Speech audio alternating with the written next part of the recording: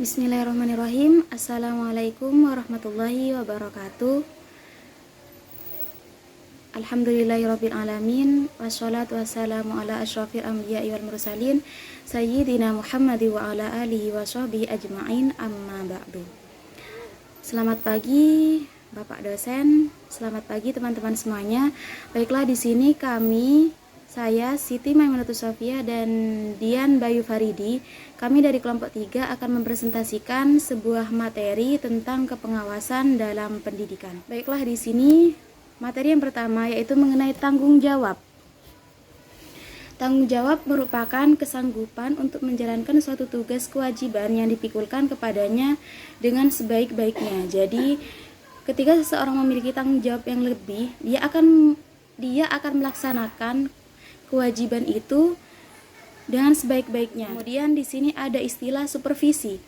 Apa yang dimaksud dengan supervisi? Yaitu suatu aktivitas pembinaan yang direncanakan untuk membantu para guru dan pegawai sekolah lainnya dalam melakukan pekerjaan mereka secara efektif. Jadi, bagaimana cara kita membina seorang guru ataupun seseorang yang ada di sekolah tersebut. Kemudian di sini ada tipe-tipe kepengawasan. Yang pertama yaitu supervisi sebagai inspeksi, kedua laissez-faire, kemudian yang ketiga coercive supervision, yang keempat supervisi sebagai latihan bimbingan, dan yang terakhir yaitu kepengawasan yang demokrasi. Kemudian di sini ada istilah semangat di dalam kepengawasan. Lantas bagaimana di dalam administrasi pendidikan? Apa yang dimaksud dengan semangat di dalam administrasi pendidikan? Yaitu suatu disposisi pada orang-orang di dalam suatu usaha bersama untuk bertindak, bertingkah laku dan berbuat dengan cara-cara yang produktif bagi maksud-maksud dan tujuan-tujuan organisasi atau usaha pendidikan. Jadi, bagaimana setiap individu di dalam organisasi itu produktif menghasilkan sesuatu yang baru seperti itu, sehingga di dalam organisasi tersebut maju seperti itu. Kemudian di sini ada ciri-ciri seorang supervisor yang baik. Jadi seorang supervisi yang baik itu mempunyai ciri-ciri ya. Yang pertama yaitu berpengetahuan luas tentang seluk-beluk semua pekerjaan yang berada di bawah pengawasannya. Jadi seorang supervisor itu tahu apa kekurangan, kelebihan, kemudian sesuatu yang harus ada pada bidang pengawasannya seperti itu. Kemudian yang kedua yaitu menguasai atau memahami benar-benar rencana dan program yang telah digariskan yang akan dicapai oleh setiap lembaga atau bagian. Jadi di situ kan ada lembaga yang memiliki program atau rencana, jadi dia itu tahu bagaimana rencananya seperti itu, kemudian kedepannya itu bagaimana, kemudian tahap-tahapnya yang akan dilakukan seperti apa, jadi dia benar-benar paham. Kemudian yang ketiga yaitu berwibawa dan memiliki kecakapan praktis tentang teknik-teknik kepengawasan, terutama human relation. Jadi berwibawa, dia memiliki wibawa yang tinggi sehingga orang-orang yang ada di bawah pengawasannya itu merasa sungkan terhadap dia. Kemudian memiliki sifat-sifat jujur, tegas, konsekuen, ramah, dan rendah hati. Jadi tidak ada istilahnya dia itu sombong. Kemudian berkemauan keras, rajin bekerja demi tercapainya tujuan atau program yang telah digariskan atau disusun. Jadi ada keinginan atau semangat yang tinggi untuk bagaimana organisasi itu tambah maju seperti itu. Kemudian di sini ada fungsi-fungsi supervisi. Yang pertama yaitu dalam bidang kepemimpinan. Ada beberapa di antaranya yaitu menyusun rencana dan polisi bersama. Jadi di situ seorang supervisi ini di dalam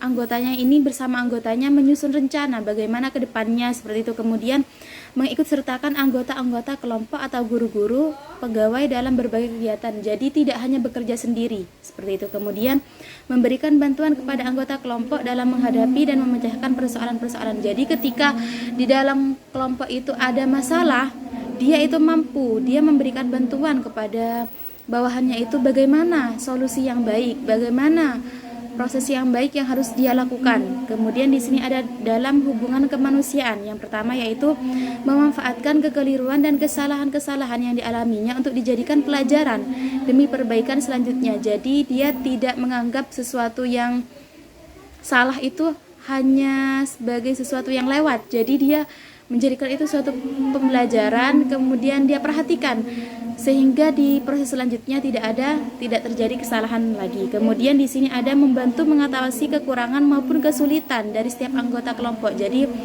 dia mampu untuk membantu setiap anggota kelompok yang memiliki kesulitan, kemudian mengarahkan anggota kelompok kepada sikap-sikap yang demokratis. Jadi tidak hanya bekerja sendiri, bagaimana dia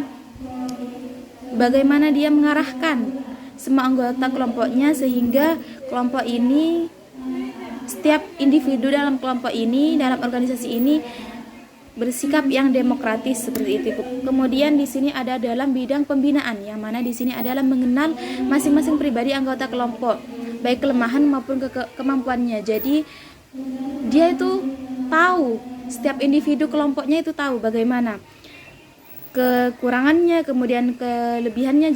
Jadi sehingga ketika dia tahu kelebihannya, dia mampu menempatkan dia sesuai dengan skillnya. Kemudian di sini ada menimbulkan dan memelihara sikap percaya mempercayai antara sesama anggota maupun antar anggota dan pimpinan. Jadi memupuk rasa saling percayalah antar anggota, kemudian memupuk sikap dan kesediaan tolong menolong. Jadi juga ada rasa tolong menolong. Kemudian di sini ada dalam bidang administrasi personel, yang mana di sini memilih personel yang memiliki syarat-syarat dan kecakapan yang diperlukan untuk suatu pekerjaan. Jadi setiap individu ini ada di posisi yang sesuai dengan skillnya masing-masing. Kemudian di sini ada menempatkan personel pada tempat dan tugas yang sesuai dengan kecakapan dan kemampuan masing-masing. Ya, sama seperti yang saya jelaskan barusan ya. Kemudian di sini mengusahakan susunan kerja yang menyenangkan dan meningkatkan daya kerja serta hasil maksimal.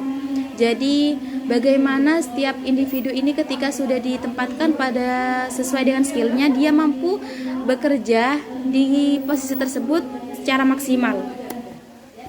Kemudian di sini ada bidang evaluasi, menguasai dan memahami tujuan-tujuan pendidikan secara khusus dan terinci. Jadi tidak hanya tahu ya, tetapi benar-benar paham seperti itu. Kemudian menguasai dan memiliki norma-norma atau ukuran-ukuran yang digunakan sebagai kriteria penilaian. Jadi tahu kriteria penilaiannya itu meliputi apa saja. Kemudian di sini ada menguasai teknik-teknik pengumpulan data sehingga dia tidak amburadul datanya ya. Kemudian di sini ada tugas-tugas supervisor. Yang pertama yaitu menghadiri rapat atau pertemuan-pertemuan organisasi-organisasi profesional. Jadi dia itu menghadiri setiap pertemuan sehingga dia tahu hasil dari pertemuan atau rapat-rapat tersebut. Kemudian mendiskusikan tujuan-tujuan dan filsafat pendidikan dengan guru-guru. Jadi tujuannya bagaimana kemudian didiskusikan dengan para guru. Kemudian mengadakan rapat kelompok untuk membicarakan masalah-masalah umum. Jadi ada yang namanya rapat kelompok seperti itu ya. Kemudian di sini ada mengadakan pertemuan individual dengan guru-guru tentang masalah-masalah yang mereka usulkan. Jadi ada rapat kelompok, juga ada rapat individual kepada setiap individu, tiap kelompok. Kemudian mendiskusikan metode-metode yang mengajar dengan guru-guru, bagaimana metode yang baik untuk para guru. Kemudian membimbing guru-guru dalam menyusun dan mengembangkan sumber-sumber atau unit-unit pengajaran. Jadi ketika sudah ada sumber, bagaimana guru-guru itu mengembangkannya. Baik itu materi yang pertama, yang kedua yaitu tentang jenis supervisi akan disampaikan oleh teman saya Dian Bayu Faridi. Kepadanya waktu dan tempat kami persilahkan. Ini saya akan menjelaskan jenis-jenis supervisi. Poin yang A yaitu supervisi umum dan supervisi pengajaran. Supervisi umum adalah supervisi yang dilakukan terhadap kegiatan-kegiatan atau pekerjaan yang secara tidak langsung berhubungan dengan usaha perbaikan pengajaran seperti supervisi kegiatan pengolahan bangunan dan perlengkapan sekolah atau kantor-kantor. Supervisi pengajaran adalah supervisi kegiatan-kegiatan pengawasan yang ditunjukkan untuk perbaiki kondisi-kondisi personal maupun material yang memungkinkan terciptanya situasi belajar mengajar yang lebih baik demi tercapainya tujuan pengajaran. Jadi supervisi umum yaitu kita diharuskan untuk mengecek atau melihat bangunan dan perlengkapan sekolah.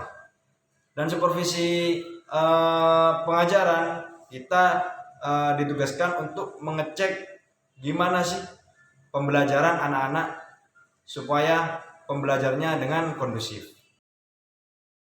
B yaitu supervisi klinis.